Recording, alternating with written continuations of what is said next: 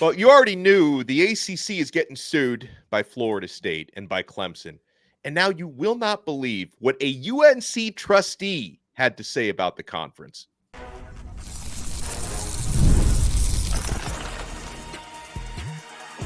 You are Locked On ACC, your daily podcast on the Atlantic Coast Conference. Part of the Locked On Podcast Network, your team every day. Thank you to the everydayers for making Locked On ACC your first listen and your first watch today. We're available free wherever you get your podcasts. We're free on YouTube. We are part of the Locked On Podcast Network, your team every day. I am Alex Donno from Locked On Canes. He's Kenton Gibbs from Locked On Wolfpack.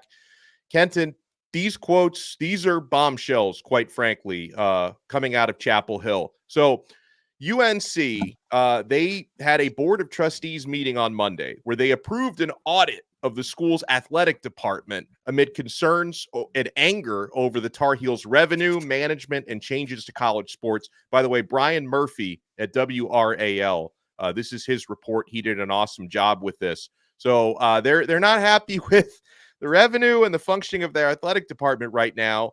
And there are quotes, Kenton, coming out of this UNC Board of Trustees meeting, and one of their prominent trustees had some strong things to say about the Atlantic Coast Conference. Trustee Dave Boliak, who's a former chairman, said after the meeting that, quote, there was an imbalance in the budget that required shifting dollars from other fund balances to cover the cost of athletics. That's never good when you have to take money from somewhere else. He said the board hasn't been given a strategy on how UNC will move forward. He said he is advocating UNC to join a higher revenue league. I am advocating for that, he said. That's what we need to do. We need to do everything we can to get there, or the alternative is the ACC is going to have to restructure or reconstruct itself. I think all options are on the table. So UNC, they are not suing the ACC, at least not yet, but they do have a prominent member of their Board of Trustees openly attacking the conference now. Good for them. Good for them. What special little boys and girls they have over there in Chapel Hill. You know, I was so excited when we talked about in pre-production for this episode because I was so giddy to get into the numbers of this thing and all that. And first off, let's start where this meeting even began. So there's an imbalance in your budget. There's apparently something going on that's not up to snuff, which, by the way, Donno, have you ever said something's not up to snuff when you're making money? When you're making money hand over fist? If FanDuel put too much money in your account, would you say, something ain't up to snuff here? My parlay. I had the Florida Panthers money line on Sunday night, and now I do have too many funds in my account because I made out like a bandit on that one. Well, you see what I'm saying, though, Donald? I rarely ever hear a business say, we made too much profit this quarter. Something's a little off.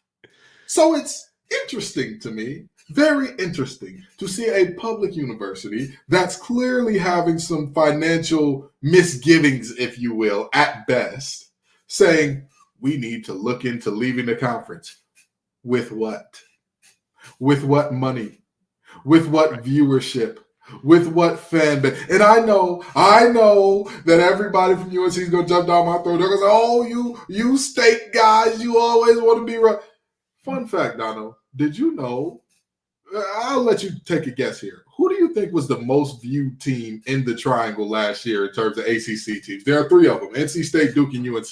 Take a wild guess on who you think is the most viewed last year. Well, I'm gonna go NC State. Does that include basketball? Just football. Just football. Just football. Mm-hmm. I'll still go NC State. Well, you would be incorrect. It would be Duke. But do you know how much Duke? Do you know how much Duke beat NC State by? I'm sorry, you beat UNC by? How much? 30%. UNC was a hair under 1 million viewers per game at 966,000 or something along those lines. Duke was at 1.3 million. Wow. I am sorry to tell you this because I know UNC fans love their degenerate ball gambler. They love the ceiling is the roof. They love their basketball team and all the banners that they hung up back when there was no shot clock and all that good stuff. Good for you and the Four Corners offense. Oh, what a joy. What a delight. Unfortunately, basketball is not driving realignment. No, it's not. It's not. Sorry. All the Jordan sales in the world couldn't help you out here, buddy. All the James Worthy jersey sales in the world couldn't help you out here. Oh, it's so unfortunate to watch such delusion play out in front of us. What more could you expect of UNC's Board of Trustees? You know, it starts at the top and trickles on down to the fan base, Donno. So you said a lot there, but my primary takeaway was, did you just casually refer to Michael Jordan as the degenerate bald gambler? Did you just do that? If he's the first guy to come to mind when you think of a degenerate ball gambler, I'm sorry. You said it, not me. You said it. There are plenty of degenerate ball gamblers that I'm sure graduated from that prestigious. I just think that he's one of them, maybe. Who knows? Oh, man. So according to this report from WRAL, UNC had $139.3 million in total operating revenues in 2023 and $139 in total operating expenses. The revenue included $5 million in direct institutional support, nearly $8 million in student fees, and more than $1.8 million in indirect institutional support. And that trustee, David Boliek, he says, it's not something you can chance with a snap of a finger. He said, it's something we've got to be cognizant of. We can't sit back and cross our fingers and pray for pennies from heaven and thinking everything is going to work out. We have to actively pursue what's in the best interest of Carolina athletics, he said. The conference is not acting as if it is representing the best interests of the member schools, including the top tier of those schools, Clemson, Florida State, North Carolina. This was actually a different trustee who said that. Instead, it is acting at the expense of those schools to prop up the bottom tier of the conference in a way that I think is a gross abdication of responsibility, and I lay that at the feet of the commissioner, he said. I love how he snuck in UNC as if they're on the same playing field as Florida State and Clemson. Like he just kind of snuck them into that top three there. Well, you know, when you talk about the most handsome black men in America, you've got to go probably Damson Idris Elba, me. You know, I think that I'd like to, you know, just put myself level with them. You know, maybe Jonathan Majors before all of his stuff came up would have been third, but I feel like I jumped him, leapfrogged him in that category. That's foolishness. One of these things is clearly not like the other, okay? But it's all right. Again, it's enjoyable because, you know, Donno, without this level of delusion, you know, they say that the delusions of grandeur are one of the first signs that somebody's going senile. And without these delusions, without this senility of the group of folks here, I don't even know if that's a word, but let's try it and see if we can invent one today. Without that, we would have nothing to talk about because, boy, what a special group of people. And here's the thing that I want to know most, Donno. Have you heard Florida State or Clemson talk about lacking funds for anything besides things that cost $350 million? Have you? Right. Yeah. I mean, Florida State's, you know, borrowing a lot of money to redo their facilities, but I haven't heard complaining to that same regard. I haven't heard a peep from Clemson about that.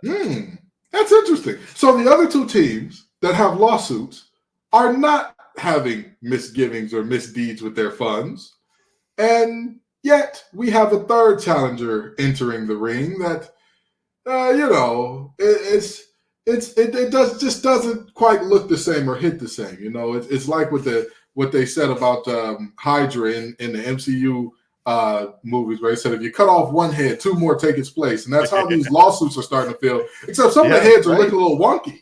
Some of the heads are looking a little wonky. Some of the heads are looking like, I don't think that one's venomous. Let's try it. That one looks like a garden snake head, and I think we'll be all right here. Not going to say which school, of course, but of the three that are currently talking about the lawsuits and seeking high revenue conferences. You know, them saying that they want to seek a high revenue conference is like me saying I'd like to date Serena Williams. I mean, yeah, I would, but I don't think I have the facilities for that. I just don't. That's a married woman. You know, I'm a God-fearing man. I just don't think that will work out for many reasons. So more power to them.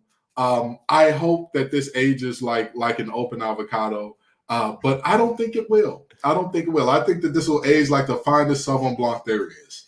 Well, still, I mean, delusional or not from any of these three parties, it's a problem for the ACC. It is a problem when you've got two schools currently suing you and a third, and there could be others that are just not as outspoken as this particular Board of Trustee member when you've got at least 3 teams who are openly this unhappy. It's a problem for the ACC. And the ACC this week, happening right now, they're having their annual spring meetings in Amelia Island off Jacksonville, Florida. And everybody, including representatives from Florida State and Clemson and UNC, have to all share a conference room together and just pretend that none of this bad stuff is going on. Talk about awkward. We will talk about what's happening in these meetings and what the agenda is looking like when we come back. My friends, you want to keep it locked right here. We're only getting started on this brand new episode of Locked On ACC. If you're a small business owner, listen up. My friends, when you're hiring for your small business, you want to find quality professionals that are right for the role. That's why you have to check out LinkedIn Jobs. LinkedIn Jobs has the tools to help you find the right professionals for your team faster and for free. LinkedIn isn't just a job board. LinkedIn helps you hire professionals you can't find anywhere else, even those that aren't actively searching for a new job but might be open to the perfect role. In a given month, over 70% of LinkedIn users don't visit other leading job sites. So if you're not looking on LinkedIn, you're looking in the wrong place. On LinkedIn, 86% of small businesses get a qualified candidate within 24 hours. Hire professionals like a professional on LinkedIn. 2.5 million small businesses, by the way, use LinkedIn for hiring. So post your job for free at linkedin.com/lockedoncollege. That's linkedin.com/lockedoncollege to post your job for free. Terms and conditions apply. Thank you so much for making this episode of Locked On ACC your first listen and your first watch today.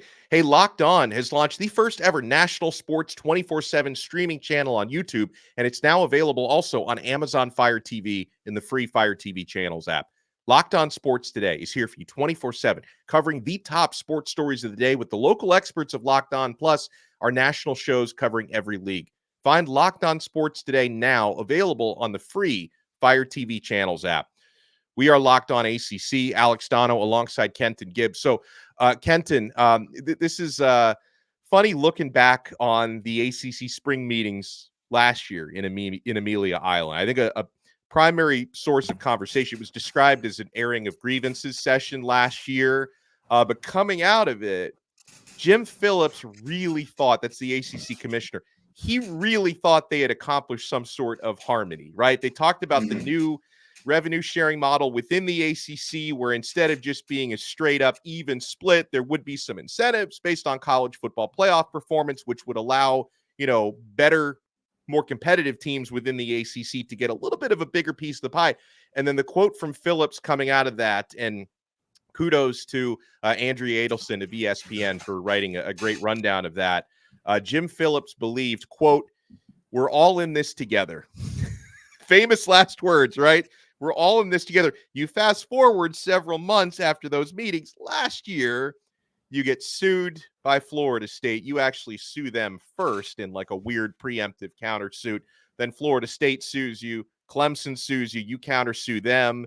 The district attorney or the state attorney of Florida, the attorney general, I should say, of Florida, I got there eventually, is suing the ACC because they want to make the ESPN TV deal public. So there are actually 5 lawsuits involving the ACC in progress right now. So it's safe to say, Kenton, coming out of last year, we're not all in this together. And I wonder if there's going to be more self-awareness to that with the meetings that are happening now.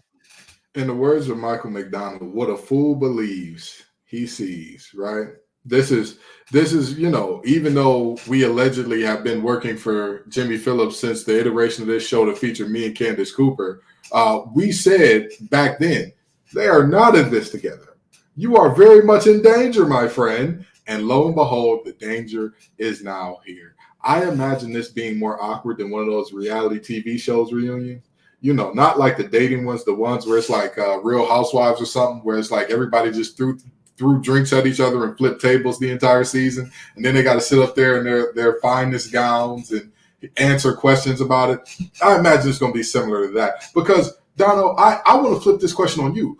What would you say if you were the commissioner in a room with, even if we're not even talking about the ACC, your fantasy football league, and 3 of the guys have lawsuits against you? What do you even say at that point? Honestly, I would probably say nothing, because anything I say could be used against me as Hey, future now. parts of that law. I would probably just Hey, now. I would probably just shoot like a blank stare at the Florida State athletic director and the Clemson AD, just be like maybe like an eye roll. Like I probably wouldn't say anything. Yeah, and this is why these meetings are so interesting. I wish I could be a fly on the wall. You know, I might just go out there and say, "Hey, y'all, I'm here to handle trash. None of you know me," and just kind of sit around and watch, because this here, I'm so interested to see what are they even going to discuss. And let's just be honest, who's even going to show up? Is everybody going to be there? Because if you are a team that is seeking to get out, if you don't want to be a part of the long-term plans, and let's go even further in the way of anything you say could be used against you in the court of law. You're so right, because even if it's not something that you're directing towards Florida State or Clemson or UNC now, who's joining the fray, you could be looking at something incriminating. If you're saying, hey, we're doing the best we can to get everybody the most money that we can, but we will make sure that if you do seek out another league, you know, we're going to use the full extent of the law to hunt you down, or whatever the case may be. That could be seen as intimidation, or whatever the case may be. Right. And now you're dealing with the legal ramifications of that. So what do you say other than we're trying our best to catch up with the Big Ten and the SEC? We are doing everything humanly possible to do that. What do you say? You know, I even if the idea that I've pitched for the longest, which I think that both of these conferences are idiots for not doing, in terms of the Big 12 ACC merger that I think should happen. Even if that does not happen, where do you go? What happens next is kind of my question there, in terms of you know, there's so many possibilities of what you could say, but how much of what you could say would not get you in some type of trouble is the real question. Well, and especially since, you know, Florida State and Clemson have both publicly declared they're not going to be members of the conference moving forward. Like, they're both using the legal language of when we leave, you know, when we're not part of this. So it's like, how much mutual business can you discuss if you've already got two schools that are just operating basically under the assumption that we're not going to be here for much longer, right? Whether that's a matter of months or a matter of a couple of years, like, they're not going to be part of the future. I think maybe there's one area, Kenton, where they have to find common ground, because no matter what conference you're in, if you're part of the quote unquote Power Four, everyone's going to have to deal with this. So we're expecting within a couple of months to potentially have the settlement in the antitrust lawsuit, House versus the NCAA. And a part of that reported settlement is going to be revenue sharing, right? Money that's going to be split evenly, you know, throughout the Power Four conference members, that they're going to have to be, as a part of this reported settlement, paying out to student athletes. So I think that's an area that is on the agenda, we believe, in the ACC spring meeting. So I think that may be one area where Florida State and Clemson are going to have to participate in those talks, because, you know, whether they're part of the ACC or not, they're going to be having to deal with this in the future. And that's probably the only safe route that the ACC has to go, you know, in order in terms of things that they can talk about here. And I think with that, it's so interesting, because you're looking at the two wealthiest teams in terms of the ones who are suing you. So they would be the ones who could most easily do the change in allotment for baseball scholarships, or the changes in allotment for how much they're deciding to, hey, we have a salary cap of $22 million going forward, or whatever the case may be. Those two teams would be the most likely to kind of handle that, or be able to navigate that situation. And yet, again, those are the two teams that got you walking on eggshells, because it's like, you got to have the suits in the room to confer with them. Hey, can we say that? Hey, can we say that? Okay, I'm just making sure, brother. Just making sure. You know, I don't want to give them anything that down in Leon County, right? I got it right this time, right? Leon County. Okay, I don't want to give them down anything. Yeah. I don't want to give them anything down there in Leon County to go ahead and gash us with. So let's make sure we got this right. But I'll tell you, this gives both Florida State and Clemson an opportunity to do one of the all-time greatest trolls there's ever been. Just walk in with a laptop with the Magic Johnson "I ain't gonna be here" meme already loaded up, play it, and then say, "Oh, I'm sorry, we just had to get that out the way." Close, and then let the meeting proceed.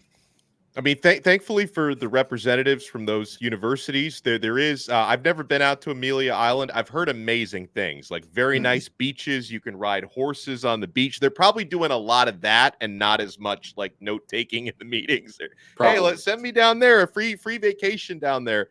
And it's interesting that this was outlined in the Andrea Adelson piece on ESPN. She does a really good rundown, not only on what could go down in these spring ACC meetings, but what went down last year and the Florida State legal strategy. What I find to be interesting, Kenton, is that Florida State their lawyers have been working on a legal strategy going all the way back allegedly to last August.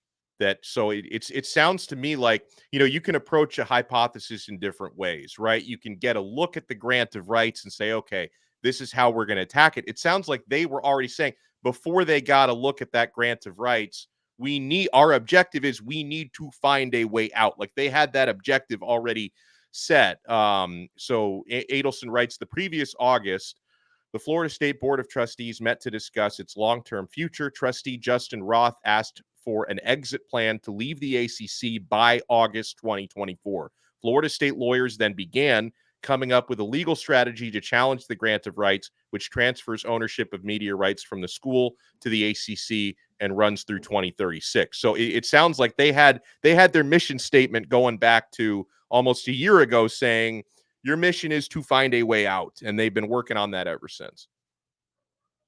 I think the problem with that type of mindset is if you stare close enough at a fish, you think it can fly.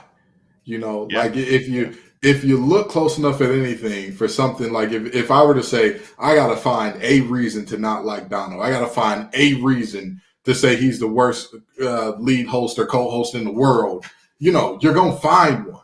But it's not a lot with me. Yeah.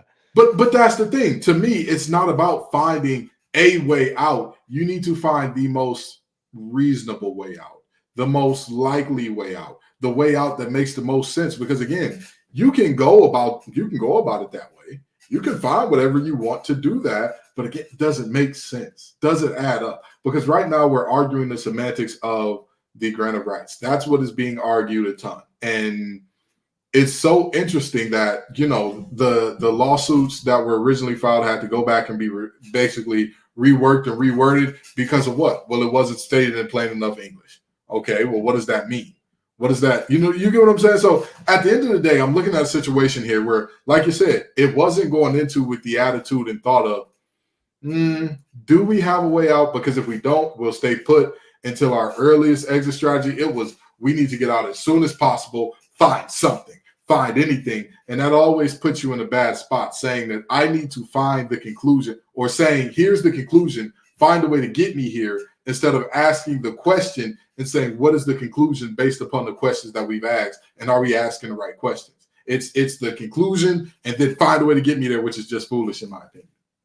When we come back, if it's not UNC, who could be the next school to sue the ACC? You want to keep it locked right here on this brand new episode of Locked on ACC.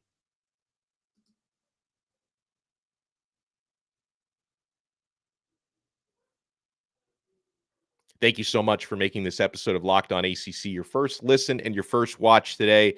Alex Donno alongside Kenton Gibbs from Locked on Wolfpack. I am from Locked on Canes.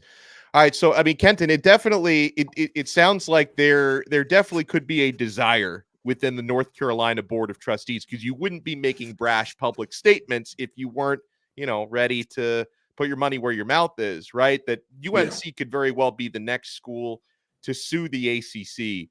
If not them, who? I've been thinking long and hard about this. And the more I think about it, the more something that you said on the episode where we had Brian Smith on hit me. These are going to be our tax dollars. And you have to explain that to folks. And so the conclusion I came up with is two of our larger brands are private schools. One of them being the hat that you have on and the background that you have in Miami, and the other one being Duke. Those are two schools that, while they are smaller, while their alumni bases are smaller and all that, we don't know anything about their financials in a meaningful way. I can say with decent accuracy that there is no publicly readily available information on their finances. They can go the same way that people were pitching the theories that, SMU is going to get some oil, dark money from somewhere, or, Florida State's going to go over to some prince overseas and get their money, whatever. Guess who actually can do that? And nobody would be none the wiser. Both Miami and Duke. Those are two schools that, again, we don't know what's in their coffers. We have no clue because, again, they're private. And if they were to make that jump, nobody could get up in arms and say, hey, wait a minute, my taxes just jumped X%. Did it have to do with buying Duke out? Did it have to do with Miami buying their way out? What just happened here?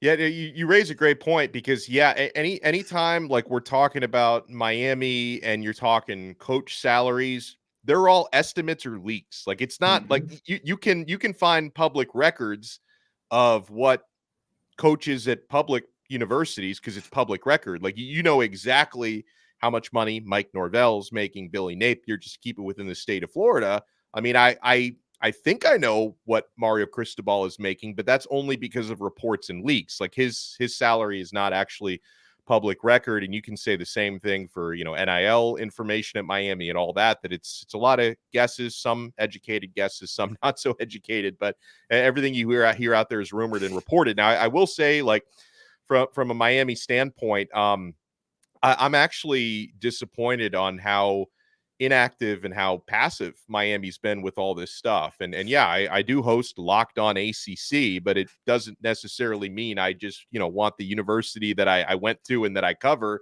just to kind of kick their feet up and say, whatever happens. I think you should be proactive to have, an exit strategy or a backup plan in case things don't work out with this conference. And maybe Miami's doing that, but if they are doing that, they're keeping it very secretive, right? Because everything that athletic director Dan Radakovich has said publicly, and he talked about it in a radio interview a few months ago, he's basically saying we're very strong with the ACC, I think was his exact quote. So he's not going the scorched earth route. He's not going the North Carolina Board of Trustees route and saying anything anti-ACC publicly. He's saying all the right things that Jim Phillips would want to hear. So I don't have any actual evidence that Miami is fighting for a way out. I do know, though, Kenton, reportedly Miami was one of those, what they refer to as the Magnificent Seven school, and North Carolina State was one of those as well, that about a year ago, they did inquire about the ACC grant of rights, and they wanted to look at it to be aware if there may be a way out of it. So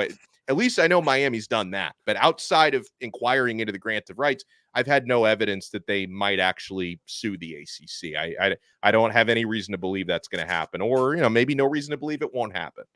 Yeah, and my thing is this, right? And I know because we cover Locked On ACC and we've taken some of the stances we have on some of the nonsense that's come out about this, that people are like, oh, well, you just want the ACC to be alive no matter what.